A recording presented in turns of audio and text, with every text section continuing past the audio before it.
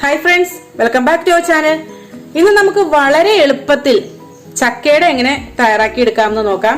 അപ്പോൾ ചക്കയുടെ കഴിക്കാനൊക്കെ എല്ലാവർക്കും ഇഷ്ടമായിരിക്കും. പക്ഷെ ഇതിന്റെ ആ ഒരു പ്രോസസ്സ്, അതായത് ഉണ്ടാക്കി എടുക്കുന്ന കാര്യം ഓർക്കുമ്പോൾ ഇച്ചിരി ബുദ്ധിമുട്ടാണെന്ന് കരുതി എല്ലാവരും മാറിക്കാറാണ് പതിവ്. അപ്പോൾ ഇത് വളരെ എളുപ്പത്തിൽ എങ്ങനെയാണ് ഉണ്ടാക്കിയെടുക്കണേന്ന് നോക്കാം കേട്ടോ.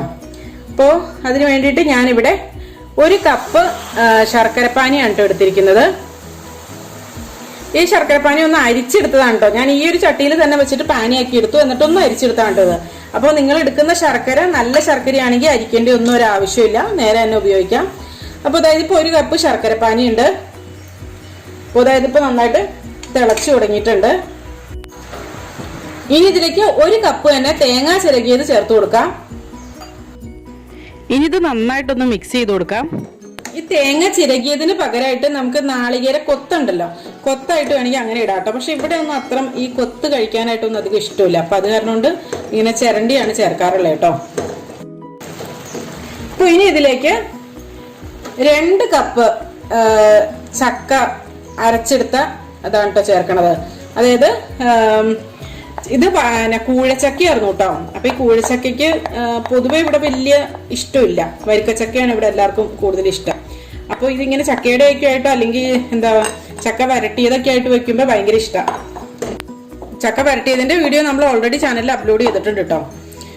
പിന്നെ ഈ നമ്മൾ ചക്കയുടെ തന്നെ ഉണ്ടാക്കുന്നത്, ചക്ക വരട്ടിയത് ഇരിപ്പുണ്ടെങ്കിൽ അതെടുത്ത് ഉണ്ടാക്കിയാൽ മതി കേട്ടോ. അതാകുമ്പോൾ കുറച്ചുകൂടെ നല്ലൊരു ടേസ്റ്റ് ആണ്. പക്ഷെ ഇതിങ്ങനെ അടുപ്പത്ത് തന്നെ വെച്ചിട്ട് ഉണ്ടാക്കണ കാരണോണ്ട് തന്നെ ഇതിനും നല്ല ടേസ്റ്റ് തന്നെയാണ് കേട്ടോ. ചക്ക അരച്ചെടുക്കുമ്പോൾ മിക്സിയിലിട്ടിട്ട് വെള്ളമൊന്നും ചേർക്കാണ്ട് ഒന്ന് അരച്ചെടുത്തേച്ചാൽ മതി. അപ്പൊ ശർക്കരപ്പാനിയുടെ വീഡിയോ നേരത്തെ തന്നെ ചാനലിൽ അപ്ലോഡ് ചെയ്തിട്ടുണ്ട്. അപ്പോൾ ഇതിന്റെയൊക്കെ ലിങ്ക് ഡിസ്ക്രിപ്ഷൻ ബോക്സിൽ കൊടുക്കാം കേട്ടോ. അതായത് ഇപ്പോൾ നന്നായിട്ട് മിക്സ് ആക്കി എടുത്തിട്ടുണ്ട്. ഇനി ഇതിലേക്ക് ഒരു 1/2 ടീസ്പൂൺ ഏലക്ക പൊടിച്ചത് ഇട്ട് കൊടുക്കാം. 1 ടീസ്പൂൺ നെയ്യും കൂടെ ചേർത്ത് കൊടുക്കാം. ഇനി ഇതെല്ലാം കൂടെ നന്നായിട്ട് അങ്ങോട്ട് മിക്സ് ചെയ്ത് കൊടുത്തതിന് ശേഷം ഫ്ലെയിം ഓഫ് ചെയ്യാം.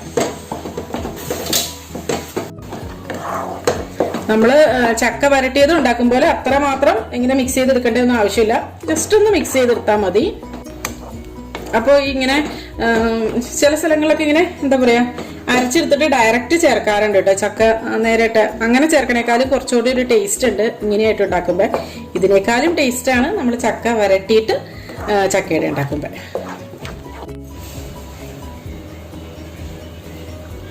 ഇനി ഇതിലേക്ക് അരിപ്പൊടി ചേർത്ത് കൊടുക്കാം. ഞാനിപ്പോൾ 1 കപ്പ് അരിപ്പൊടി എടുത്തിട്ടുണ്ട്. അപ്പോൾ ഇതിന്റെ ആ ഒരു ഇതിന്റെ കൺസിസ്റ്റൻസിക്ക് അനുസരിച്ച് വേണം നമ്മൾ അരിപ്പൊടി ചേർത്ത് കൊടുക്കാനായിട്ട്.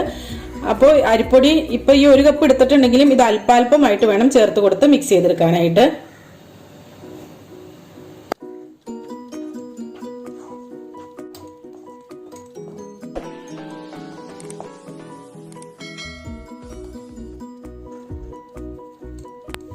ഇത് നന്നായിട്ട് മിക്സ് ആക്കി എടുത്തിട്ടുണ്ട്.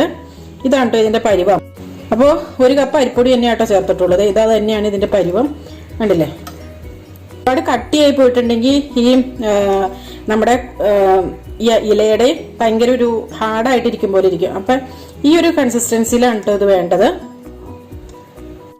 അപ്പോൾ നമ്മളിത് ഉണ്ടാക്കുന്നത് ഈ ഒരു ഇലയിലാണ്. ഇതിനിവിടെ ഇടനേല എന്നാണ് പറയാറുള്ളത്. പലയിടത്തും വഴനേല, പല പേരുകളിലൊക്കെ പറയാറുണ്ട്.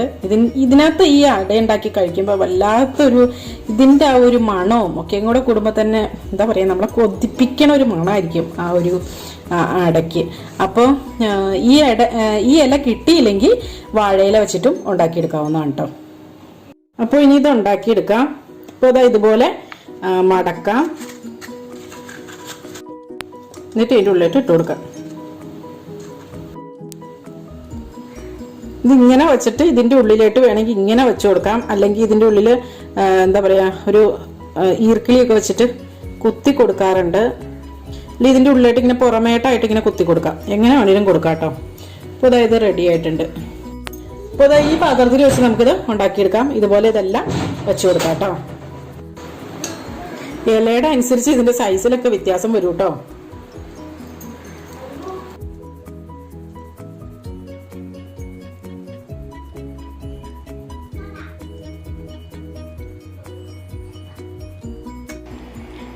ഈ കുമ്പിളായിട്ട് ഇങ്ങനെ ഉണ്ടാക്കിയെടുക്കൽ ബുദ്ധിമുട്ടായിട്ട് തോന്നുകയാണെങ്കിൽ വേറൊരു രീതിയിലും കൂടെ നമുക്കിത് ഉണ്ടാക്കിയെടുക്കാൻ പറ്റും. ഇങ്ങനെയും പരത്തി വെക്കിയെടുക്കാറുണ്ട് കേട്ടോ. ഇങ്ങനെ ചുമ്മാതെ കൂടെ ആക്കി കൊടുക്കും. അത് കട്ടി കുറച്ച് ഇങ്ങനെ കൂടെ ആക്കി കൊടുക്കും. ഈ ഒരു രീതി തന്നെയാണ് നമ്മൾ വാഴയില ഉണ്ടാക്കുമ്പോൾ ഉണ്ടാക്കി കൊടുത്തേച്ചാൽ മതി കേട്ടോ. ഉണ്ടോ, ഇത്രയേ ഉള്ളൂ. അതിനോട് മടക്കി വെച്ചു.